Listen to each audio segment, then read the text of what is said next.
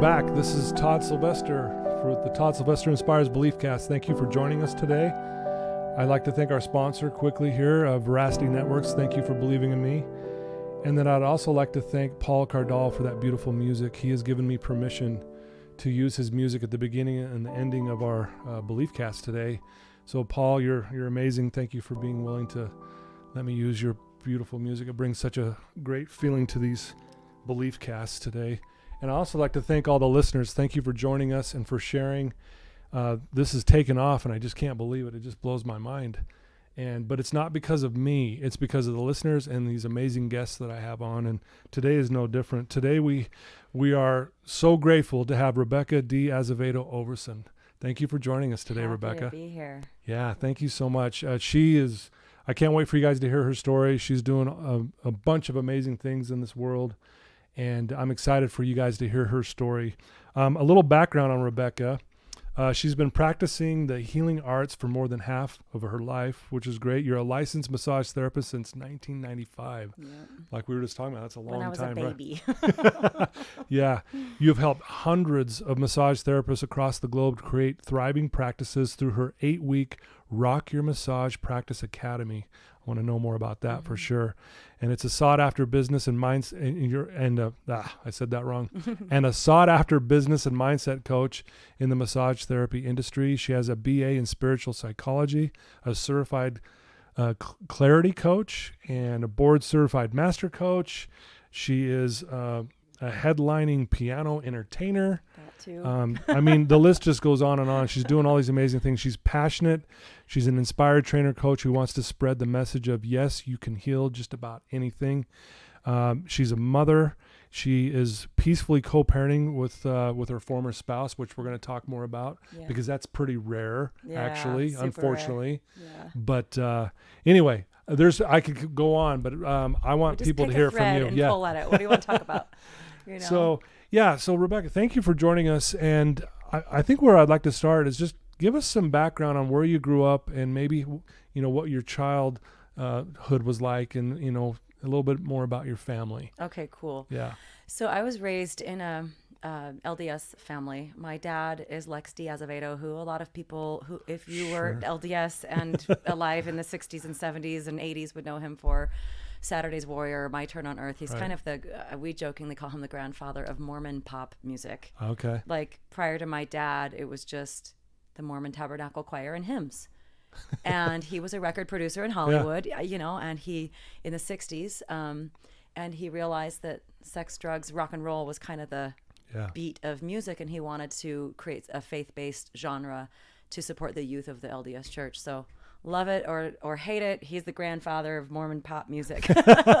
And really, but truly was an amazing contribution to the culture of music, faith-based music.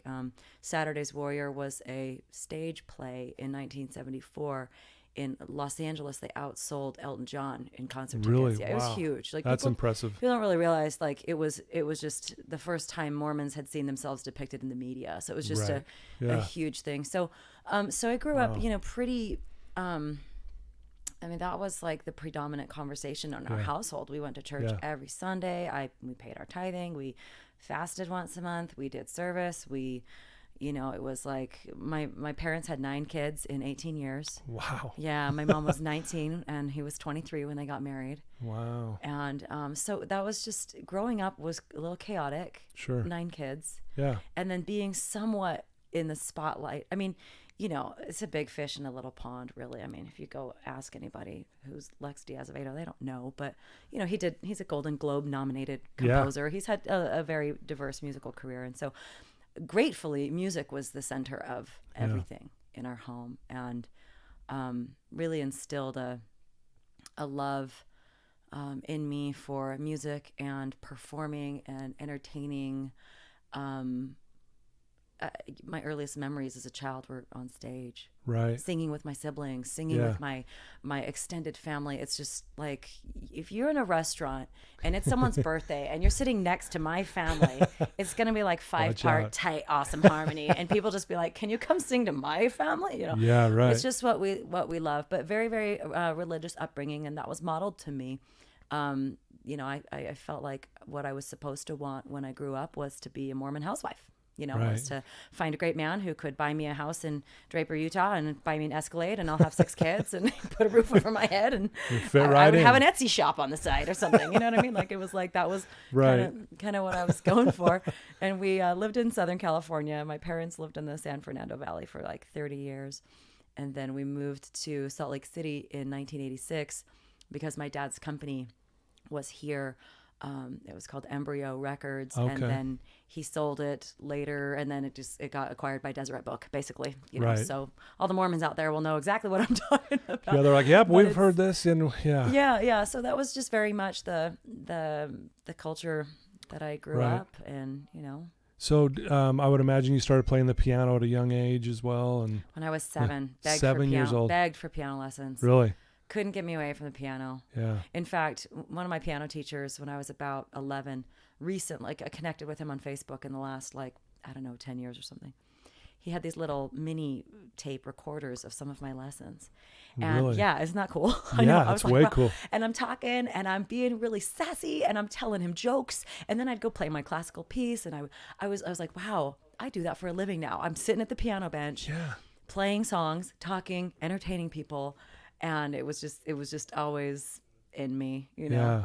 just church choirs, solos. I have accompanied, I've played the piano, I've led choirs, I've sung Yeah. solos. all of the things. And I feel fortunate because that gave me a lot of confidence just being in front of people. Yeah. I was just going to ask way, that. Yeah, I was just going to ask that question. You have a lot of energy. You're very passionate. Very confident. I mean, I can feel your energy in this room. You kind of command the room. Is that because of just starting early on, being on stage and learning to overcome certain fears and things like that? I think so. I've actually never, I tell people now, I have the opposite of stage fright. Like, if there's a stage, I'm like, how can I contribute? How can I share? How can I, Right. it's kind of weird because like what's the number one fear that people have in life is like public speaking. Public speaking, yeah. And I'm like, put me on the stage. I love it. I feel like I get more self-expressed the more people are watching or listening, it feeds, I'm an extreme extrovert and it just feeds me energy. So yeah, I think there was a lot of that. Just grew up seeing, I just remember seeing my sister Emily and my sister Julie singing like solos in their high school glee choir. Right. And I just thought, I could do that. I want to do that.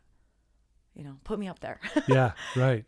So maybe it's a little bit of competitive sibling rivalry types of things, but it was really modeled to me that you can put yourself out there. You can do hard things. You can do scary things, air quotes, scary things, Right. And that, so kind of feel fortunate that way. Yeah. It's helped me a lot in life.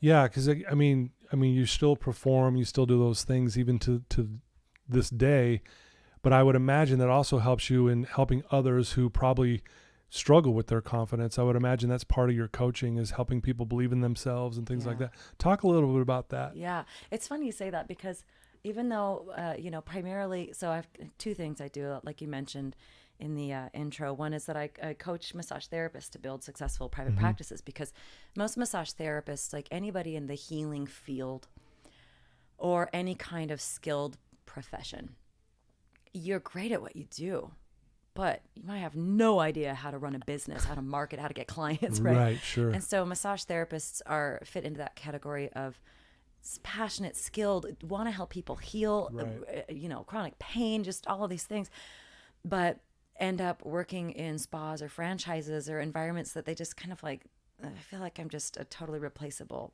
employee. Yeah. So much of the benefits that my clients tell me that they get is confidence. They say, it's really just confidence. It's the confidence that I can go do my dream. Yeah. I can do what I love. I can make a difference and I can make a living. And that's, like I said, even going back to my parents, that's what my dad modeled to me. And to all of us kids, we're all entrepreneurs, all 9 of us. We're all entrepreneurs, and very, many of us live very visible kind of public lives and are very comfortable doing that. So confidence, I feel like, is huge, because if you have a gift to give the world, but you're scared to give it, Yeah. or you have limiting beliefs or you have emotional scars or then you're not going to give it. The world's never going to see that. Yeah. And to me, I tell my clients all the time, it's, your duty is to shine. That's your duty. Well, you have a light inside of you, and you are not doing the world any favors by dimming it, by hiding it. Yeah. And that's honestly what I feel like my job is helping people Sure. identify their greatness and have the courage to put it out there, because it's scary. Yeah.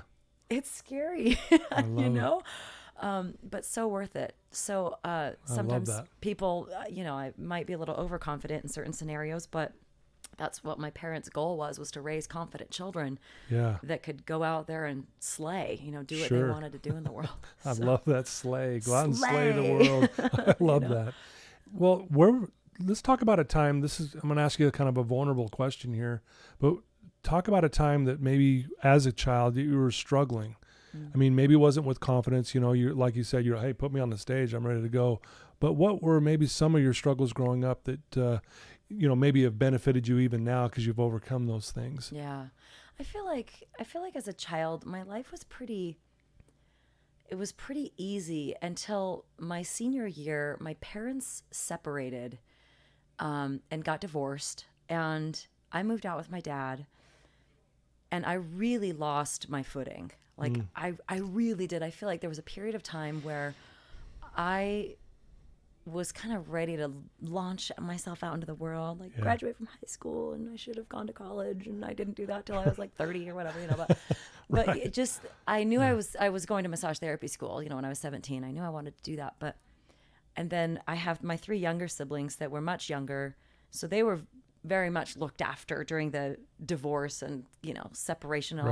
And then all my siblings were all out of the house. So I was kind of in this like caught in the middle, like she's not a child, but she's not an adult. Yeah. And it was really hard. It was really hard. I feel like I lost my footing for a while and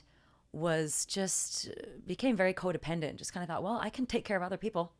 Right. I don't know who I am, but I can take care of everyone else, and I'm good at that. Had to since identify and work through layers and layers of codependency.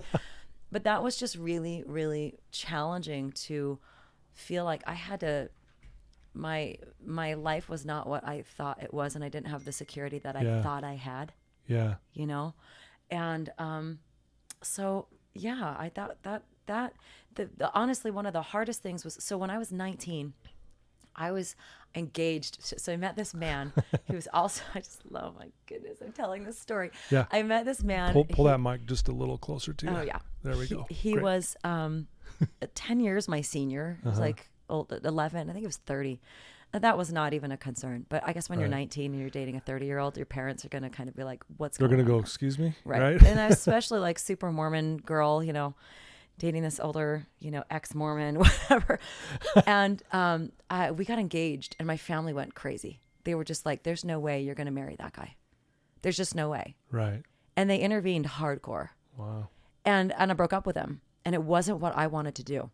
It's funny, even to this day, my mom still apologizes for that. Really? She's like, we shouldn't have intervened like that. We should have just let you live your life, because what it did for me was it undermined my confidence. It undermined, I don't know what's best for me. I guess other people do.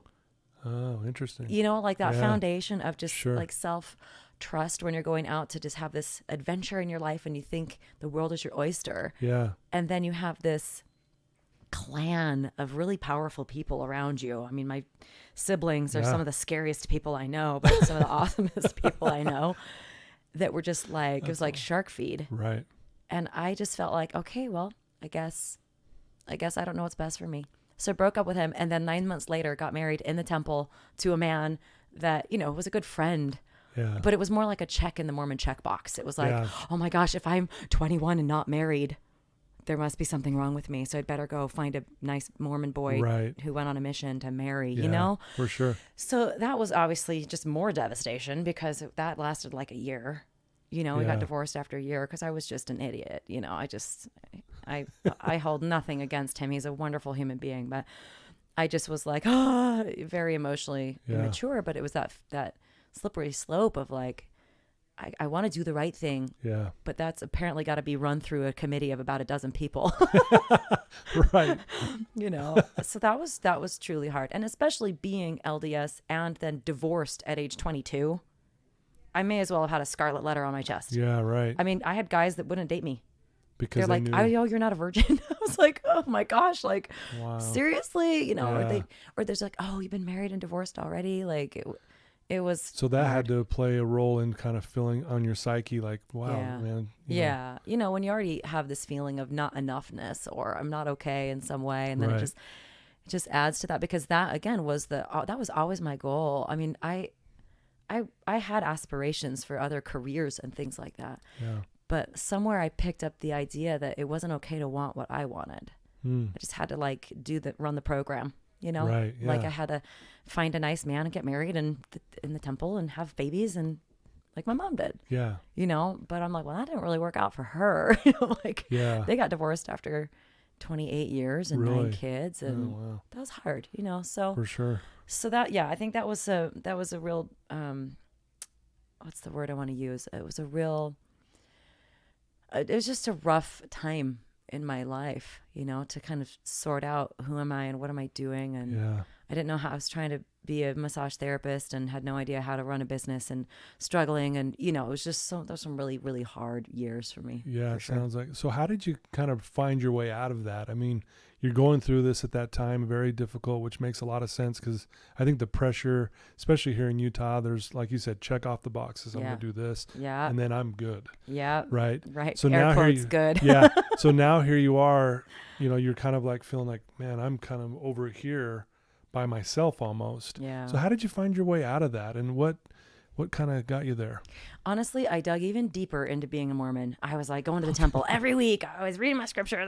I just was like, okay, because I was also at a very young age into a lot of like new age philosophies. I read Conversations with God when I was like 20. Yeah. I read, I'm looking at your stack of books here. I had The Power of Now, like some of these Yeah. things that a lot of people are like just now discovering. Yeah. I was consuming that when I was 21, like Yeah. literally Digging into more that than stuff. 20 years ago. Sure. Because I was a massage therapist and I was very interested in healing. Yeah. And so I just gobbled up everything that I could. And I felt like I was mingling the philosophies of men with scripture. And so I just cut it all out. I just cut it all out. And I was like, I'm just going to like work the program so hard and I'm going to heal and I'm going to fix what's broken. I'm going to get a new heart. I'm going to be spiritually born again, And I say that kind of laughing because, I'm no longer active in the LDS faith, but it was a really beautiful time where Yeah. I feel like if people will just submit to whatever program they're working, it's going to work for them. Right. Do you know what I mean? Totally agree. I mean, whether that's 12 steps or whether just like, it's like a diet. Any diet will work if you just freaking stick to it. Yeah. Right?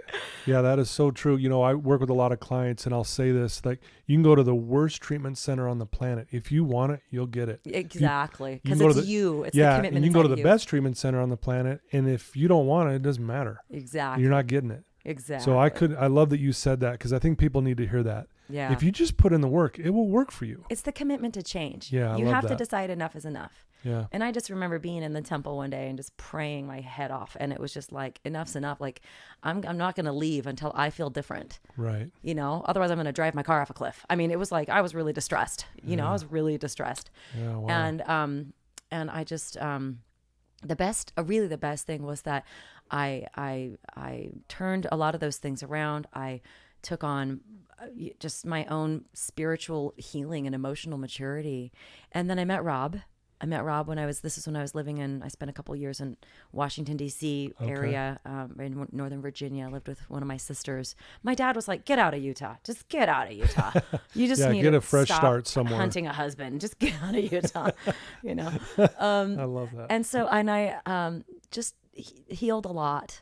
And then I met Yeah. Rob, and Rob was, we got married about a year after we had met. We have 2 beautiful sons together. Our marriage lasted 10 years. We left the church together at the same time, Right. about 12 years ago when our second child was born.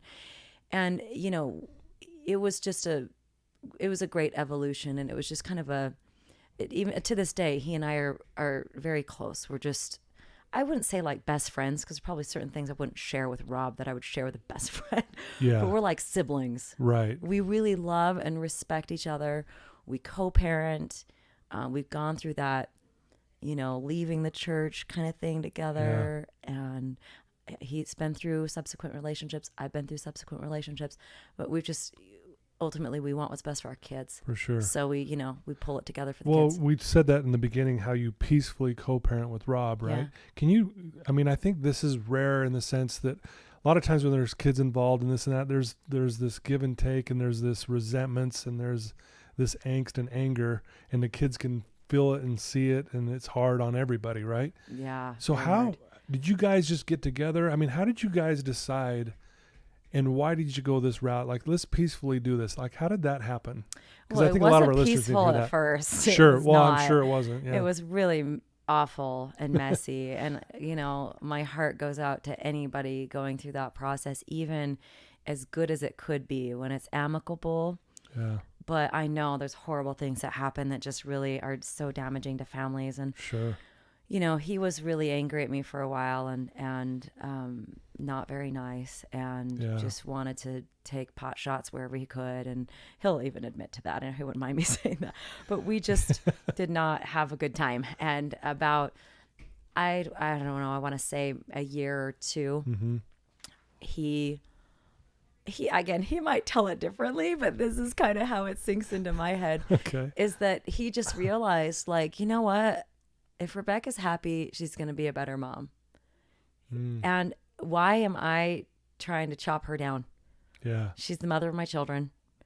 If I can behave in a way that makes her life easier, it's going to make life easier for the kids. Right. And it was instantaneous. It was like, he called me up one day. He just said, "I'm really sorry. I've been a total, insert cuss word, whatever, and he said, I'm done. I'm done with that. And I want you to be happy. And I want to have a great relationship with you." And we just have ever since. That's beautiful. When I got pregnant with my daughter, in 2015, he was one of the first people I told, like, it was like, "Hey, so I got to tell you something. I'm having a baby." It was a hard. Yeah, sure. I was, I was not married. I was, it was just this whole other circumstances that were less than ideal, but figured he needed to know. Yeah. And we have this rule, like, if we're dating someone, we don't introduce that person to our children unless we've been committedly dating that person for at least 90 days. Oh, and then that's great. Rob will get to meet that person before that person meets my children. It's like, we have this family dynamic, and I come as with a package deal. Yeah. I come with Rob, I come with our sons, and I come with my little girl, and a standard poodle. And it's that's what people need to recognize, is that your life will never be the same after a divorce, and it's gonna be hard anyway. Sure. Yeah. So come on, just pull it together for the kids. Yeah. Nobody benefits from a bloodbath. No one does. You can either be right or you can be free, right? Byron Katie says that. Yeah. And you can just be right that this shouldn't have happened, and it shouldn't be this way, and this person should be different, and all these shoulds. It doesn't change the fact that that's another hurting person over there. It just keeps you stuck. Yeah. Keeps you stuck. Gratefully. Well, I love what you said in the beginning, where you, it's like, if Rebecca's happy, she's going to be a better mom. Yeah. If I'm happy, I'll be a better dad, right? Rob's saying these things. And so, man, I that is so profound, and it's so simple. It is it's simple. Like, okay, let's just treat each other with respect, and let's peacefully do this so we can be better parents. At a basic, I love it. And I know people out there have a lot more trauma than he and I had. I know that. I know there's some super, super dysfunctional stuff going on out there, and you can't co-parent with a terrorist. You can't. Right. I've been in some less than savory situations too, and and I've made different choices there as well, right? Yeah. But I feel like, if you can at least respect that is the father or mother of your children, and your children are half that person. Yeah. And whatever fiery darts you spit at that other person, it goes through your children. Right. Because the child looks and goes, "Oh, dad's," if the child hears you complaining about their parent, they internalize that. Right. They think, "Oh, that's me. Oh, dad struggles with that. I'm going to struggle with that. Oh, mom's that way. Oh, I must be that way." And no parent with a, head and heart wants to intentionally harm their children. Yeah. You know, so I think that's one of the best things we can do is just love the other person, grant them grace, grant them space, Right. make life easy for everybody. Yeah. It's going to be hard enough. Beautifully said. Thank Yeah. you. That's awesome. Yeah, it's important to me. You know, one of your messages, and we said this in the beginning as well, is yes, you can heal anything or almost anything, right? Yeah. Tell me what that message is, and is that part of your coaching where you're trying to help these people like, hey, you can make it through this? Yeah. So I had this vision a while ago of, I don't know how to say this, but I just had this through the various trainings that and certifications that I've gotten. I realized, you know, because I work primarily with massage therapists. I am one, right? I've been one for 25 years. I'm retired, obviously. I don't practice, but that's been my field. And when I learned about all of the aspects of the mind, I realized, wait a minute, massage therapists are the self-proclaimed, you know, guardians of the mind-body connection, right? Right. Oh, well, even just stress affects your body. You know, like we all know that, but very few of them are actually working with it. Yeah. So when I learned hypnotherapy, for example, I was like, oh, hypnotherapy is literally just using your imagination to create your life. Like that's taught in psychocybernetics. That's taught in like so many places. Is the oldest form of healing out there. And I had this vision of what if I could teach massage therapists all of these mind tools. Yeah. And that's why I created I Heal Institute, because massage therapists, so they get great at business and they fill their practices. A lot of them kind of think, well, what else could I do? I want to have an impact beyond my massage table. So I now train them in skills like hypnotherapy, timeline therapy, NLP coaching, and things like that, making change through conversation and language, basically. And I had this vision of this unleashing this army of healers on the planet. People need to know this stuff. The mind is everything. For sure. The mind is everything. And then you get into the conscious mind and the subconscious mind and how our focus determines our results. And so it's just been this beautiful blossoming of this vision that I had, which is that, you know, people don't need to be stuck with, people don't need to stay stuck. You can always move forward. The only thing I've encountered that really can't be healed that I know of, and maybe there's a hope even still out there, is like spinal cord injuries, like real severe ones. Sure. The body seems to not be able to recover once that connection is cut, right? Right. But even I still have hope for that. But can you heal codependency? Absolutely. Can you heal addiction? Absolutely. Can you heal from a broken marriage? Can you heal from a broken childhood? Yes, because your past does not determine your future. Right. And so everything in my whole life has just been about healing and empowering healers and training healers and teaching people how to heal. And of course, working with my own clients. And, but it's just become my vision and my mission the last couple of years that healing is possible, and people just need to know what the resources are. They need to know that there are people, if one person has done it, then you can do it too. Then you can do it. Yeah. You know, love that. It's just, and I just will bang that drum till the day I die. Yeah. So why do you love helping people so much? Well, there's probably, like I said, I am a recovering codependent. So there's a little bit of the compulsive caretaking, right? So I've had to square off with that one. I love how real you are. Still working on that with my therapist, to like peeling back the layers of that onion. But definitely having much better boundaries and self-care, and I'm including myself in all of the people I, you know, take care of. So that's important. But I don't know what it is, Todd, but ever since I was a child, I could just see who people really are.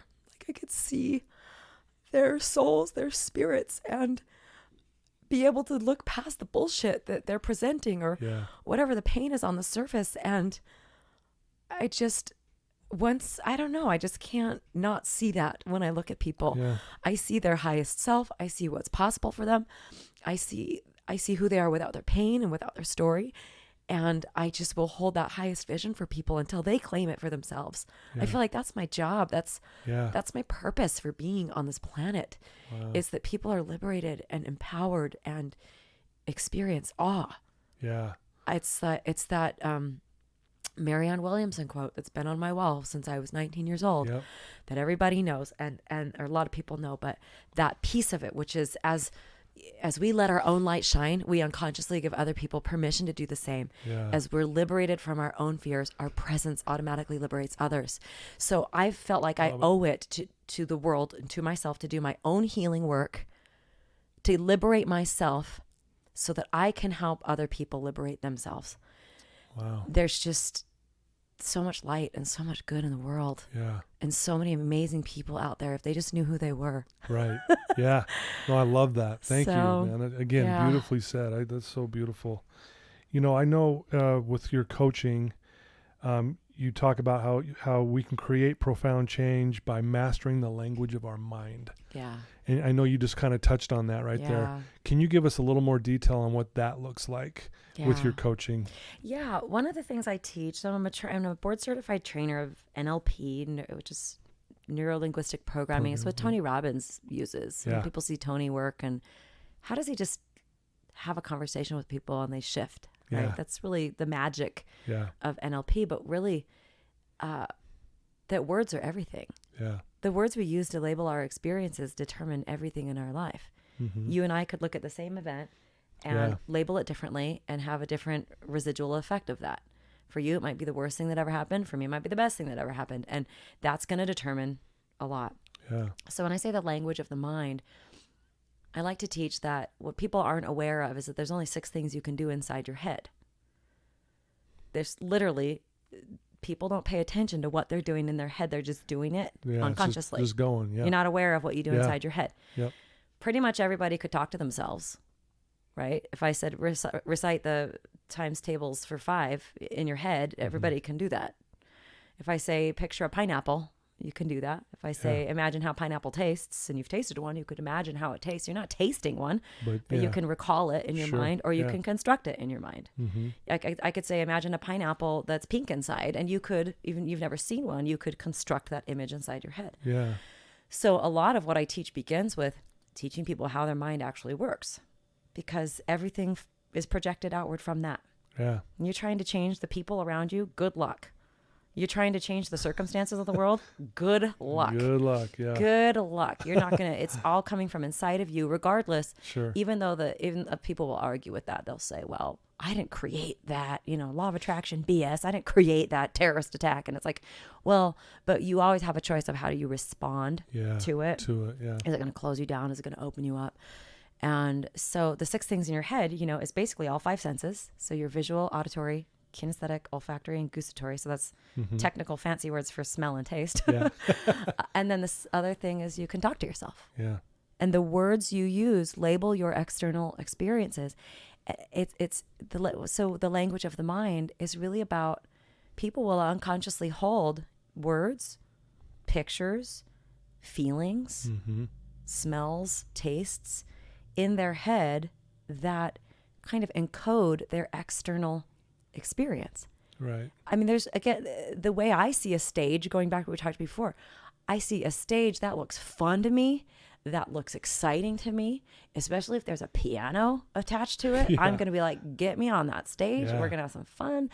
And whereas other people have a whole other, getting laughed when they were in 3rd grade and they forgot their line in the school play. Yeah. So it's really about the conversations and images and sights and sounds and all of those things that we hold inside of our head that it determines our emotional state. Yeah.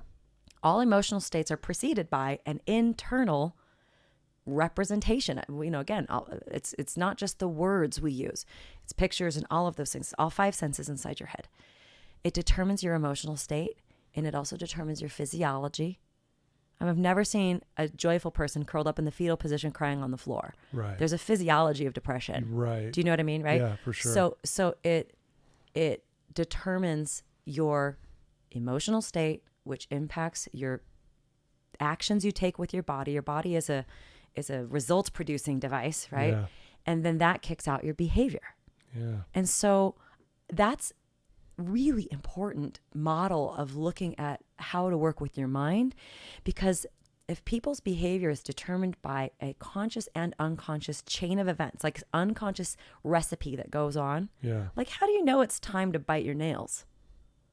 People just bite their nails. They don't think of it. It's completely unconscious. Yeah, they just do it. How do you know it's time to yell at your kids? How do you know it's time to feel depressed?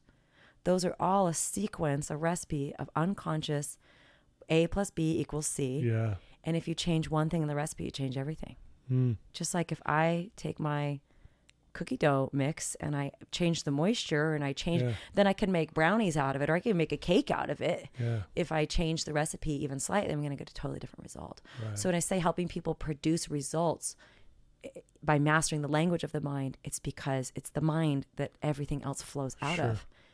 You can't change anything else without changing the lens through which you're projecting everything that you see. Right. That sounds a little woo-woo, I'm sure, to some people. But no, that's spot on, actually. Again, read anything, psychocybernetics, read, all of these books I'm looking at here, the Power of Now, You Are a Badass, all these things. And they will all go back to that one irrefutable fact, which is, as a man thinketh, so is he. Yeah. Which that book's right over there, by the way. That book's it's right. It's the and book I have that's my another clients one I read, have on my wall too. Life isn't about finding yourself; it's about creating yourself. Yeah. So we can absolutely create our futures. Yeah. We can absolutely create results that are unprecedented in our lives. The fact that I am no longer depressed. There's a lot we have not covered, but I know I had like severe undiagnosed depression. Was on medication, got off of that, been totally symptom free for years, have recovered from leaving a very predominant faith in my upbringing, going through all of that cultural backlash, married twice and divorced, again, where that's very frowned upon, having a baby girl on my own, co-parenting with and building a very successful worldwide coaching practice, and being totally what I feel like is I'm absolutely living true to my purpose. And very few people can say that. And to look at just the growth that I have achieved over the last 5 years, I just look back and I don't even recognize that person that used to be crying on the floor. Yeah. I'm just like, oh, God bless her.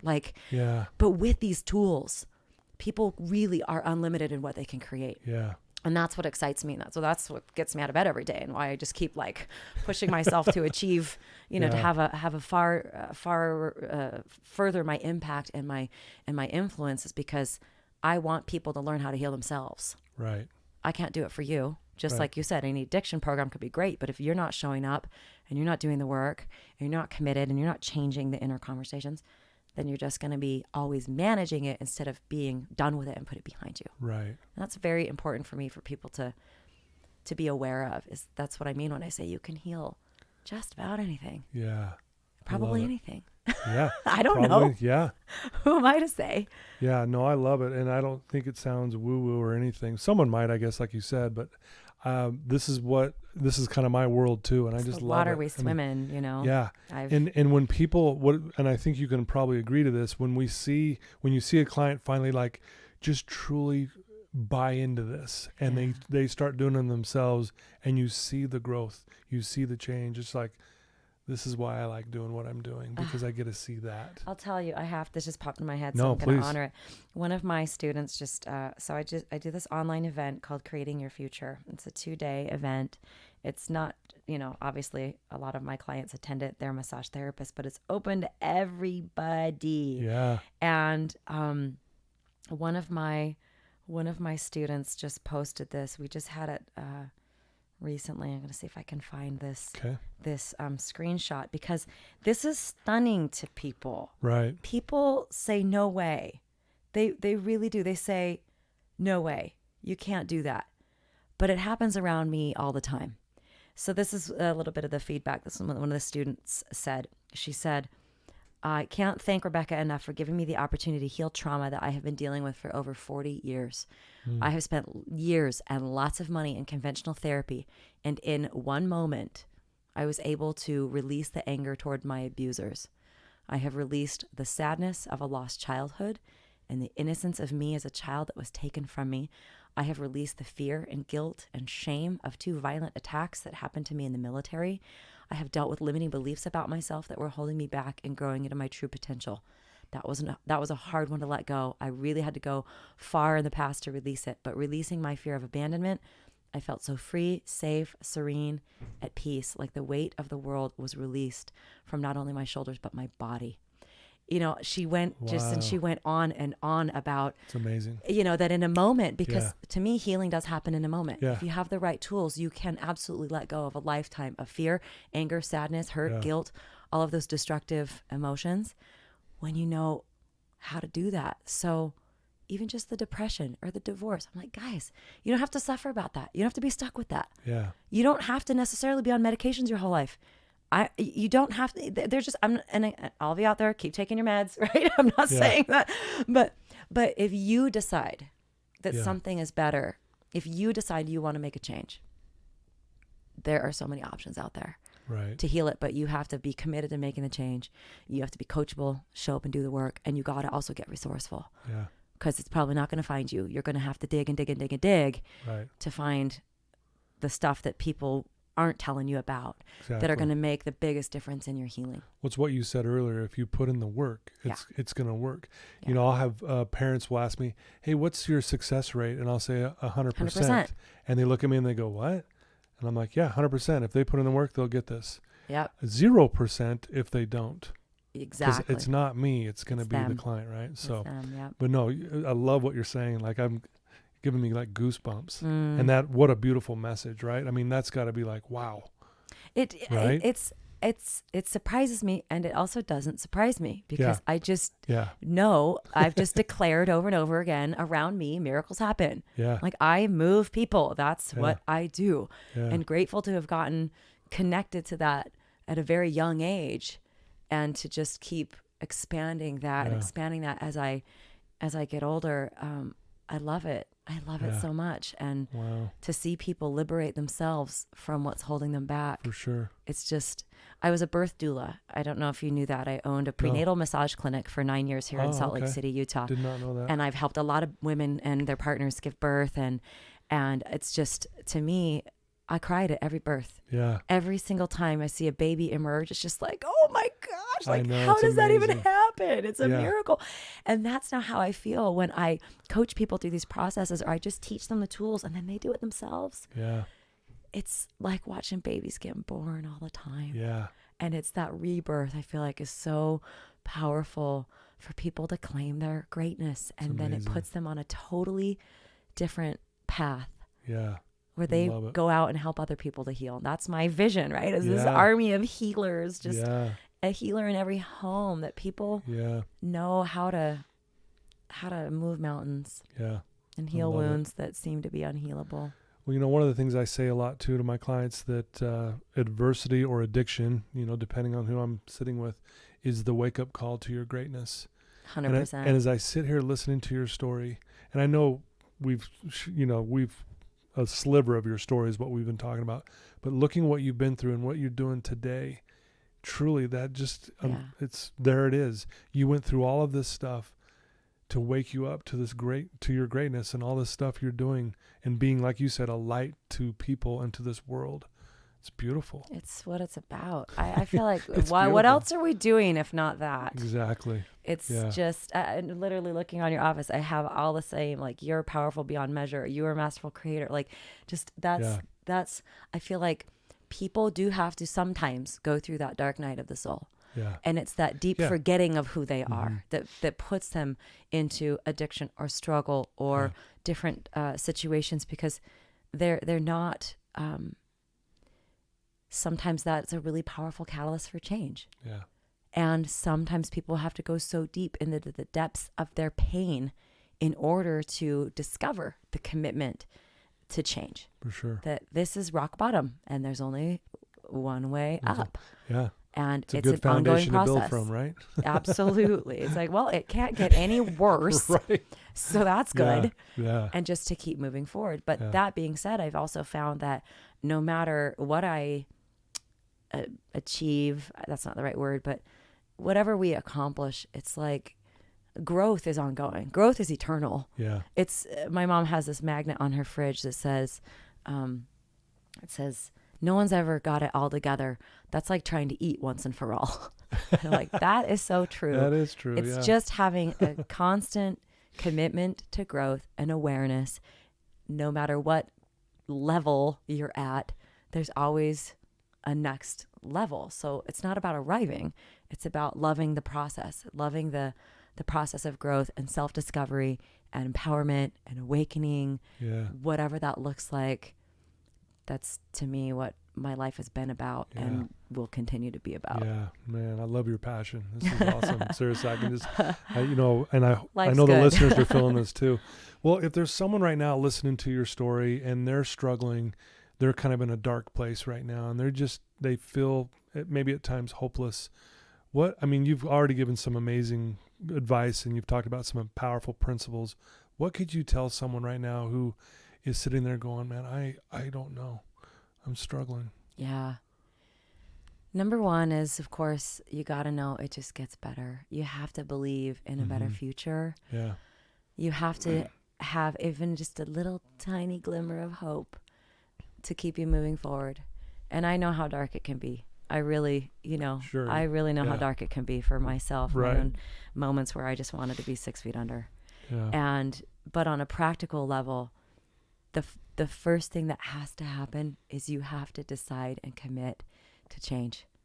Yeah. No one's going to do it for you. Yeah. It literally has to be the awakening of the lion or lioness inside of you that roars and says, no more. I'm done. I'm done with this. I'm willing to do whatever it takes. Yeah. I will leave no stone unturned. That you are absolutely committed to freedom from whatever it is that has you in bondage, because that's going to be that's the combustion. That's got to be the engine inside. That's the catalyst for change. No one can do it for you. Just like I would always tell, when I was birthing my first child, I did home births, and my mom was there helping me with my first baby. Okay. And as I was about to start pushing, I just looked at her. I think I was in the middle of pushing or something. I pushed for like an hour. And I looked at her. I said, Mom, I'm going to die. I'm going to die. Like, I can't do this. Yeah. I felt like I was going to split open from my chin to my tail. Like the pressure, the pain, the agony. I've been in labor for a day. It was just like that agonizing thing. I just looked at her. I said, I'm going to die. And she said, sweetheart, you are going to die. Not literally. But you got to let go. You're giving, I was like, what is even happening? What is the point of all of this that I'm feeling? She says, you're giving birth to a child. Okay, reality check, because women in labor can be a little bit, Sure, it's truly an altered state of consciousness. Oh, I bet. And so she said, well, you're giving birth to your baby, and you're also giving birth to yourself as a mother. Like this new identity. It's like the butterfly coming out of the cocoon. Yeah, right. Life is just a whole cycle of death and birth and cocoons and butterflies, Yeah. So I think that's the reminder. When you're in that deep, deep pain, that's the caterpillar. You're in the cocoon. Yeah. You got to let go and turn into DNA soup and let those imaginal discs kick in and let that deep blueprint of your God or goddessness, your ultimate power, just surrender to that and just decide, okay, there's no way out except through this. Yeah. And that was the mantra of all my moms in labor. And when my mom was coaching me, the only way through this labor and through this birth is through it. There's no shortcuts. You just got to surrender to it. Let go. Let the baby out. Let your body do the work. So surrendering to that process, I think, will be so much more powerful than fighting it. Yeah. Because if you fight it, it creates more tension and more pain. Yeah. Let go. You're good. Or surround yourself with people that love you. Surround yourself with people that are positive. Read books. Take courses. Just decide that you're worth it and invest in yourself, because your old tools obviously aren't working. You got to get some new tools. Yeah. Wow. So love it. that's. No, that's great advice. I love that's it. my 5 cents worth. No, that's beautiful. No, thank you. That's remarkable. Make that decision, folks. Like, honestly, make that decision to make a change. And a lot of times we need help. So, reach out to Rebecca. So tell us, how would someone do that?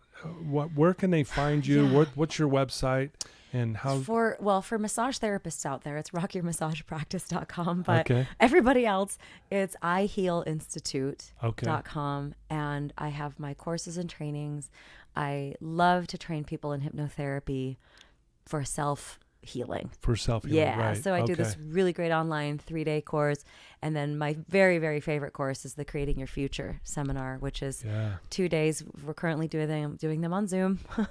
Of course, right? Of course, but sure. But still so powerful. And that's where I walk people through how their mind works and how their focus creates their results. And then I teach a really powerful, we walk people through a process of letting go without ever having to revisit your trauma or ever having to talk about it, to let go of all of your anger, all of your sadness. There's 5 negative emotions we let go of as a group. It takes seriously less than 7 minutes.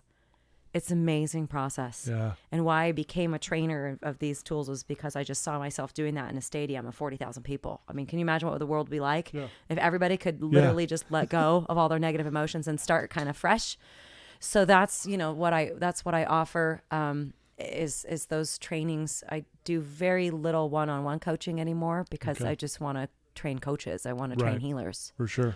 So that's all available at my website, ihealinstitute.com. Yeah. Well, thank you so much for coming here today. Welcome. My You're pleasure. amazing. Really, I love your passion, your energy, your light, all of it. It's amazing. It really is. I love your shirt. It says, "I believe in you." I made it. Yeah. I made this shirt. I believe in you. But again, you really do. You have a great energy about you. And I think that's, it's on purpose. Thank you. If that makes sense, right? Yeah. So I can't thank you enough for taking some time, and I hope our listeners will reach out to you and check out these courses and get involved that way, especially if you're struggling. I mean, here's the answer, folks. We got a path laid out. We got tools. Right? Here's the tool. That work. Yeah. Yeah. Thank you. So thank you so much. My pleasure. You're awesome. Well, there you go, folks. I told you, another amazing guest today, Rebecca D. Azevedo Overson. Please reach out to her. Her website, again, is ihealinstitute.com. She's got these courses she just mentioned. Please check them out and join one of them. I mean, if you really want to change your life, this is a great opportunity. And I know there's people listening right now that need this. So thank you. Thank you for believing in me. Again, thank you, Paul Cardall, for your beautiful music. And thank you, Veracity Networks, for believing in me as well. So until next time, again, thanks, Rebecca. Thank you.